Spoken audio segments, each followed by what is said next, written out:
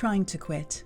Nicotine lozenges haven't been studied as much for helping youth to stop vaping. However, we know some people do find them helpful, particularly when used under healthcare provider guidance for a limited period of time as part of a plan to cut down or quit.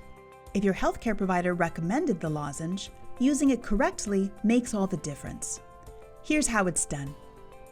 Start by taking one lozenge from the package. Place it in your mouth and slowly suck until you notice a strong taste. Then park the lozenge between your cheek and gum.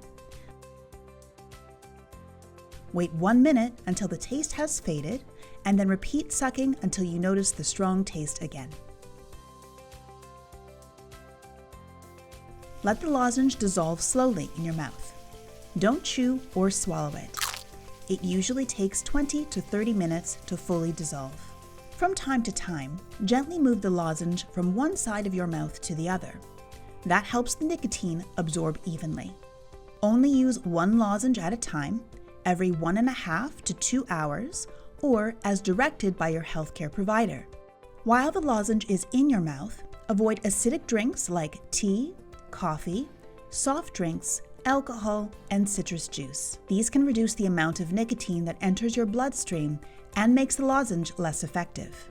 You are taking a huge step towards gaining control of your health. Quitting can be tough, but your healthcare provider has suggested the use of nicotine lozenges to make it easier to quit and stay quit. For more details, including possible side effects, check out the pamphlet that comes with your nicotine lozenge box.